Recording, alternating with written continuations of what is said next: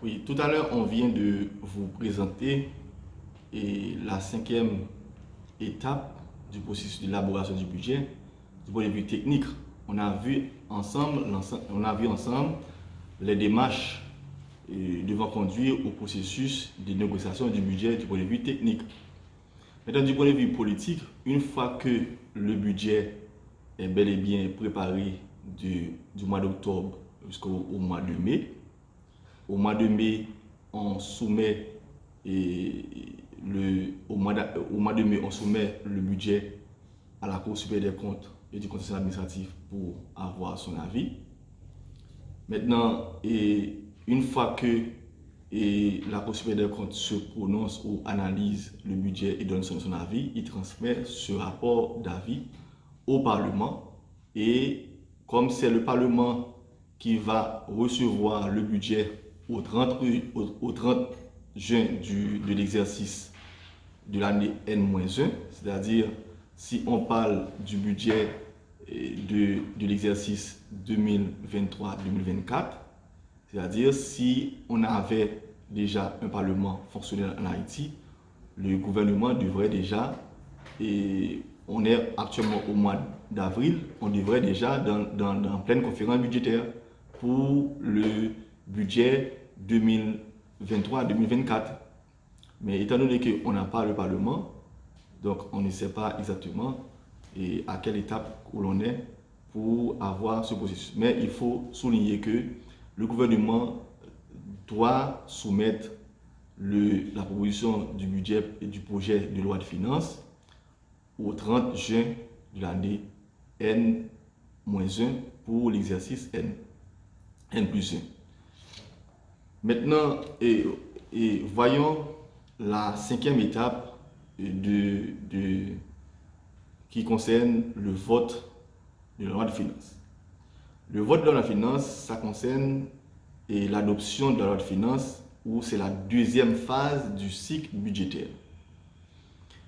Comment et quelle est l'échéance pour le pouvoir législatif pour voter le budget? Le pouvoir législatif a 70 jours maximum pour se prononcer sur le budget de la République. D'abord, l'exécutif soumet le budget au 30 juin à la Chambre des députés. La Chambre des députés a un délai de 30 jours maximum pour se prononcer. Ensuite, une fois que la Chambre des députés se prononce sur le budget, on va transférer le budget au Sénat et le Sénat aura 20 jours pour se prononcer sur le budget. Il y aura 8 jours francs de droit d'objection. Maintenant, si la Chambre des députés et le Sénat votent le budget dans le même sens, à ce moment-là, le budget sera prêt ou voté au deuxième lundi du mois de septembre. Maintenant, si le budget n'a pas été voté dans le même sens au niveau du Sénat, c'est-à-dire que le Sénat a voté le budget dans un sens contraire par rapport à la Chambre des députés, à ce moment-là, on doit automatiquement retourner le budget au niveau de la Chambre des députés pour qu'elle puisse voter le budget dans le même sens que le Sénat. Maintenant, si à l'échéance, si les 70 jours sont épuisés, alors que l'exercice fiscal haïtien commence du 1er octobre au 30 septembre de l'année suivante. Si au 1er octobre, on n'a pas un budget voté au Parlement, eh bien c'est le président de la République qui va convoquer l'Assemblée législative en session extraordinaire pour travailler en urgence pour voter le budget. Maintenant, une fois que le budget est voté, on peut considérer comme une loi de finances à part entière. Maintenant, une fois que le budget est voté, on va passer à la sixième étape qui c'est promulgation et publication de la loi de finances dans le journal officiel de la République qui est le Moniteur. Donc l'exécutif doit en quelque sorte avant 30 septembre publier le budget voté par le Parlement au journal officiel Le Moniteur. Maintenant, une fois que le budget est voté au Parlement, maintenant, la Direction générale du budget, structure en charge de la coordination du budget, de concert avec les ministères sectoriels et les institutions publiques, ils vont poster le budget sur un système de gestion qui s'appelle SysDep, ce système de dépenses publiques. À ce moment-là, la DGB, la Direction générale du budget, de concert avec les ministères sectoriels, donc ils pourront poster le budget sur le SysDep et les ministères sectoriels, ils vont pouvoir commencer à utiliser, après avoir posté le budget sur le SysDep qui est le système de dépenses publiques. Là, nous sommes venus de boucler avec vous la phase d'élaboration et de vote du budget. On va commencer dans la troisième phase du cycle budgétaire qui est l'exécution du budget.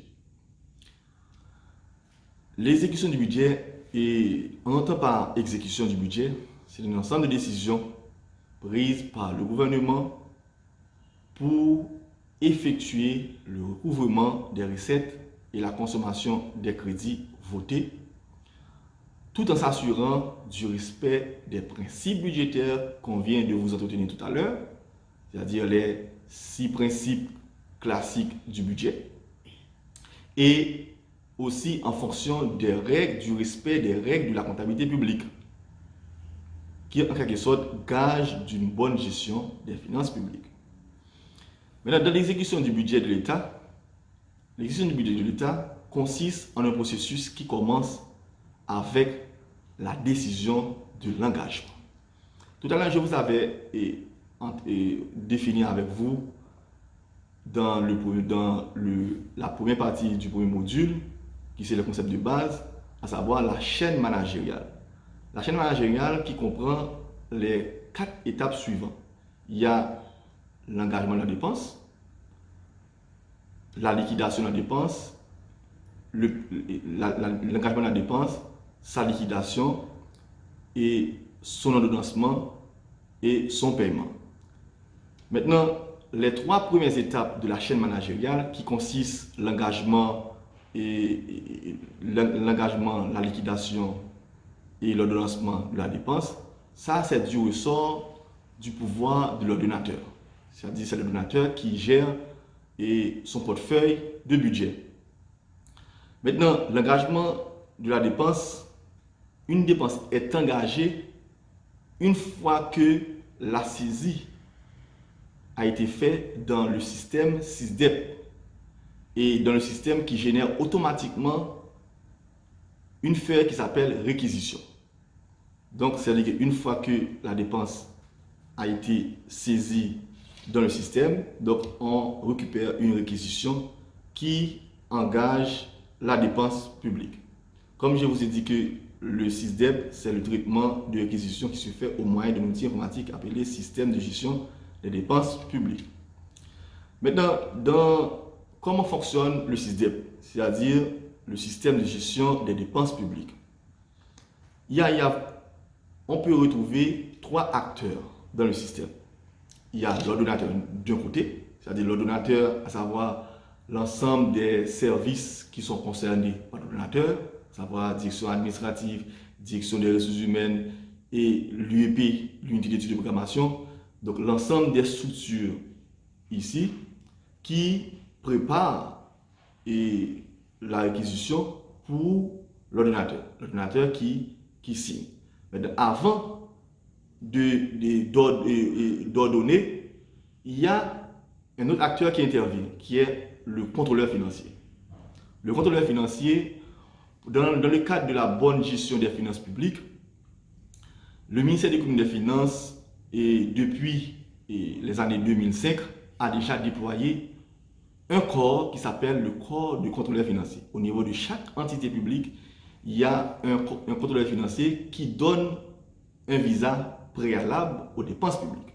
C'est-à-dire que c'est le contrôleur financier qui vérifie, par exemple, s'il y a des crédits disponibles pour la dépense, qui vérifie si la signature de l'ordinateur est correcte, qui signifie si le montant est correct, si les règles de la gestion budgétaire sont correctes. Donc, le contrôleur financier qui donne une autorisation au préalable, qui donne sa signature, ce qu'on appelle le visa préalable. Il y a un autre acteur qui intervient dans la chaîne, qui c'est le comptable public. Une fois que l'ordonnateur principal fait l'engagement, l'ordonnancement et la liquidation de la dépense, eh bien, c'est le comptable public qui est l'ordonnateur secondaire qui paie. C'est le comptable public qui paie véritablement la dépense. Bien entendu, et dans le système de gestion des finances publiques en Haïti, la loi permet aux ordonnateurs principaux de passer au-delà de la signature du comptable public. C'est-à-dire que si l'ordonnateur ne veut pas signer, eh bien, l'ordonnateur principal donne un passé outre. C'est-à-dire qu'il désengage automatiquement le comptable public de cette responsabilité de gestion. À ce moment-là, l'entière responsabilité est reposée sur l'ordonnateur principal. Mais sinon, le comptable public doit respecter les règles du comptable public pour payer. Il doit aussi vérifier si le visa préalable du contrôleur financier est bel et bien dans la réquisition. Comme je vous ai dit que ce soit pour les dépenses de fonctionnement ou d'investissement, il y a une réquisition qui doit être réalisée dans le système. Donc on doit vérifier si bel et bien le contrôleur financier qui est auprès de chaque entité publique, est-ce que le contrôleur financier a bel et bien fait son travail. Si le contrôleur financier n'a pas signé, et bien le contrôleur public ne va pas aussi payer à ce moment-là. Si l'ordonnateur voulait bien poursuivre, en quelque sorte, il doit engager la dépense tout seul. Maintenant, on va vous en revenir un peu plus tard dans les différentes étapes du processus de décaissement public.